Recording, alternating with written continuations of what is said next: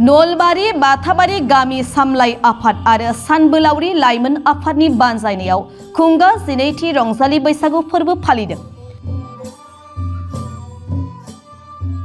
दासान्दि गुबुन गुबुन बर' गामि आरो ओनसोलफोराव रंजालि बैसागु फोरबो फालिथाया खुंजागासिनो दं।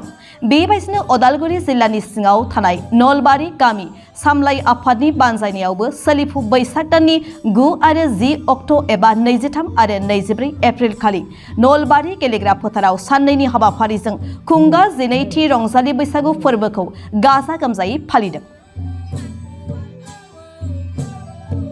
मैया गिबि साननि हाबाफारि बायदि फुंबिलिनि समाव गेलेनाय बादायलायनाय, थुनलाइयारि बादायलायनाय, हारिमुवारि बादायलायनाय हाबाफारि लानायजों जोबनानै थाङो। दिनै नैथि साननि हाबाफारि बायदि फुंबिलिनि 7 रिंगायाव बैसागु आरो सानबोलावरि लाइमोन आफादनि फिरफिलाखौ बिरहोयो खुंथाइ आफादनि बोसोनगिरि इलिसन बर' आरो सानबोलावरि लाइमोन आफादनि आफादगिरि रुपनाथ दैमारि बिथाङा।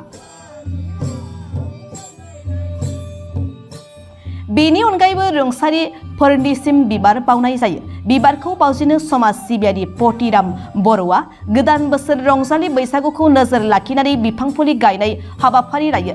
बिफां गायनाय हाबाफारिखौ जोबनानै थांनायनि उनावनो गुबुन गुबुन आयदानि बादायलायनायाव देरहासार जानो हानाय बादायगिरिफोरनो बान्था राननाय जायो। मख'नो गोनांदि बे खुंगा 12थि रंजालि बैसागु फोरबोजों लोब्बा लाखिनानै बैसागु गेवलां मोसानाय हाबाफारि लानाय जायो। बे हाबाफारिखौ सामलायो सानबोलावरि लाइमोन आफादनि बोसोनगिरि रियान बर' बिथाङा। बे गेवलां बैसागु मोसानायखौ बेखेवनानै होयो मिरु बड'लेण्ड डिजिटेल खौरांगिरि गौथुमनि आफादगिरि हांगामा नार्जारि बिथाङा। गेवलां बैसागु मोसानायखौ बेखेवनायजों लोगोसे हांगामा नार्जारि बिथाङा लाइमोनफोरनि जौगानायाव आरो आथिखालनि आइजोफोरनि सायाव गुवारै बिबुंथि लाखियो।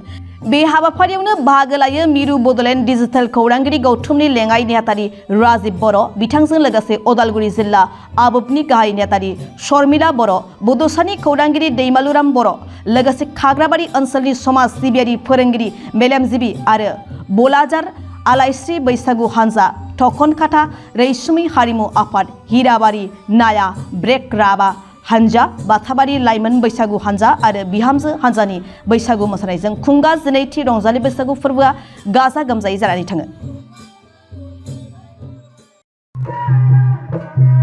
नलबारि बाथाबारि गामि समाज आरो नलबारि सानबोलावरि लाइमोन आफादनि बानजायनायाव दिनै बे बोसोराव जोंहा 12थि बोसोरारि रंजालि बैसागु फोरबो फालिनाय बे हाबाफारिया दिनै नैथि सान, जोंहा जोबथा सान दायो सोलिगासिनो दङ। जों साननैनि हाबाफारि लानानै बे हाबाफारिखौ खुंदों, बैसागु फोरबो फालिनाय हाबाफारिखौ। मैयाहाय जोङो गामिनि गथ' गथाय गासिबो सेंग्रा सिख्ला गेलेनाय बादायलायनाय, लोगोसे थुनलाइयारि बादायलायनाय, लोगोसे हारिमुवारि बादायलायनाय हाबाफारि लानानै बायदि हाबाफारिया जोबलांबाय जोंहा मैया। आरो दिनै फुंनिफ्राय जागायनानै जोङो बिसेस करि बेबायदि बारा हाबाफारि लायाखै। फुङाव जोंहा फिरफिला बिरहोबाय, बिनि उनाव रुंसारिफोरनिसिम बिबार बावनाय हाबाफारि, लोगोसे जोङो जिहेथु बैसागु बोथोर आरो बे बोथोराव गासैबो मिथिंगाया जिहेथु सोमखोर महर लायो, बे हिसाबै जोङो मोनसे हाबाफारि, जों बिफां फुलि गायनाय हाबाफारिखौ लादोंमोन। बेखौ जोङो बिफां गायजेनगिरि महरै खाग्राबारि दख'रा दुलाराय बर' फरायसा आफादनि गाहाय नेहाथारि बिथां सोमखोर बर' बिथांखौ लिंदोंमोन। बे हिसाबै बिथाङा फैनानै जोंनि सेराव फैनानै बाहागो लाफैनानै हाबाफारिखौ मावफुंनानै होफैदों। बेबायदिनो बिथांनिसिम साबायखर बावदों। लोगोसे दायो बेलासिनि 2 रिंगानिफ्राय जोंहा गेवलां मोसानाय दिन्थिफुंनाय हाबाफारि बे सोलिगासिनो दङ। दायो जोङो जोंनि बैसागु मोसानाय, बर'नि बैसागु मोसानाय हान्जा 2 लिंदों बाहेरनि, लोगोसे जों राभा कृष्टि मोसानाय लिंदों। बेनि उनाव गामिनिनो 2 दोलो लाइमोन आरो बिहामजो हान्जाफोर मोसानो ओंखारदों। खोब मोजां नांदों। गुबुन बोसोरफोरनि बायदिनो देग्लायबो जोंहा 12थि जिहेथु बोसोर सफैबाय खुंनानै, खोब मोजां नांदों बैसागु फोरबो फालिनानै। बेबायदिनो जोङो दिनै जिहेथु गेवलां मोसानाय हाबाफारि, बे हाबाफारिखौ जों बेखेवनो थाखाय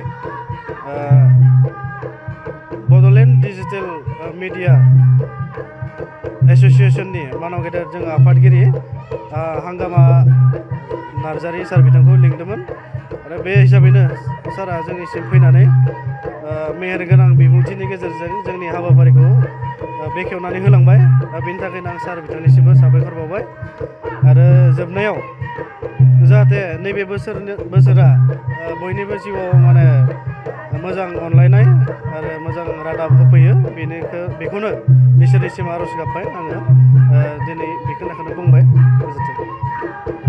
मा बुङो दिनै नोंथांमोना मैयानिफ्राय जा बैसागु जा हाबाफारि लादों मा बुङो बेनि सायाव?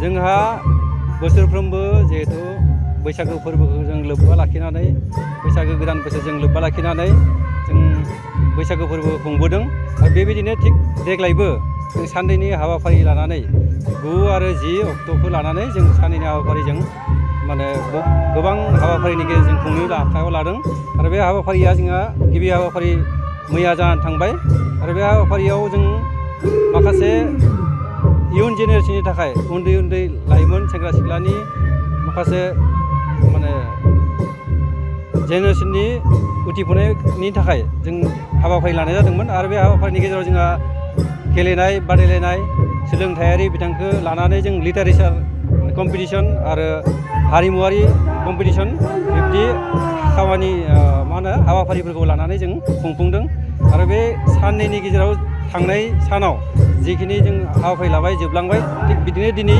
जोबथा हाबाफारि आरो बे जोबथा हाबाफारियाव दिनैनि जा हाबाफारिमोन गिबियावनो जोंहा फुङाव फिरफिला बिरहोनाय हाबाफारि आरो दंफां गायनाय हाबाफारि आरो नैबे जोबथा हाबाफारि जोंहा गेवलां मोसानाय हाबाफारि आरो बे गेवलां मोसानाय हाबाफारिखौ जों जागायबाय आरो बेनि गेजेरजों जों माने माखासे जोंनि बोसोरारि जा जोंनि खुंफुंनाय हाबाफारि जों लोब्बा लाखिनानै बैसागु फोरबोखौ लाखियो बेखौनो जों खुंफुंनो थाखाय नैबे आखायाव लादों बे आरो आलासि महरै जों नैबे देग्लायनि जा बैसागु फोरबो गाहाय आलासि जोंनि बैसागु गेवलां मोसानायखौ बेखेवनाय हाबाफारिखौ लोब्बा लाखिनानै बिबुंथिगिरि हिसाबै जोङो बे बिथां हांगामा नार्जारिखौ जों गाहाय आलासि महरै लिंनाय जादोंमोन आरो बिथांनिफ्राय।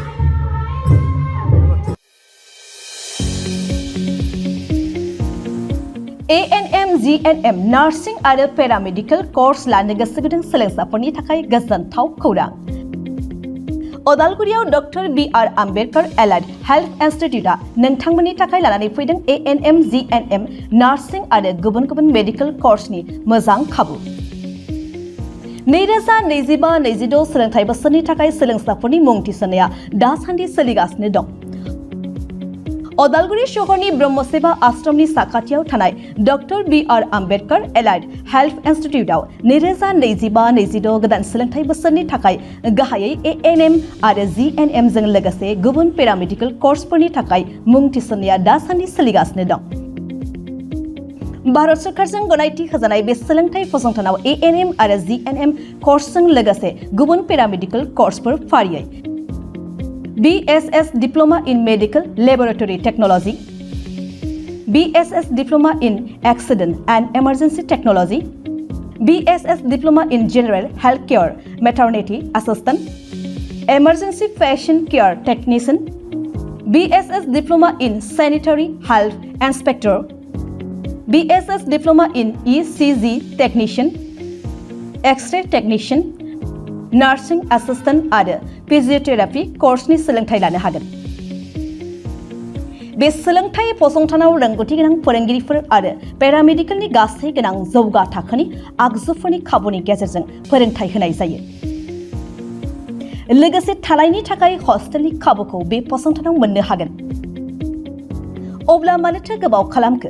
मेडिकेलाव साख्रि मावनो गोसो गुदुं लाइमोनफोरा ANM आरो GNM जों लोगोसे गुबुन पेरामेडिकेल कर्सफोरनि सोलोंथाइ लानो थाखाय doctor BR Ambedkar allied health इन्स्टिट्यूटआव मुं थिसनफैदो। बांसिनै मिन्थिनो थाखाय स्क्रिनाव होनाय 9101299545 8473853693 एबा 6900226441 मबाइल नम्बराव फोनांजाब खालामनो हागोन। नङाब्ला अदालगुरिनि DC कर्ट रड बैग्रिगुरि जोंसार क्लाब PD अफिसनि साखाथियाव थानाय BR आम्बेडकार एलाइड हेल्थ इन्स्टिट्यूटआव फैनानै थोंजों सोलाद लाफैनो हागोन।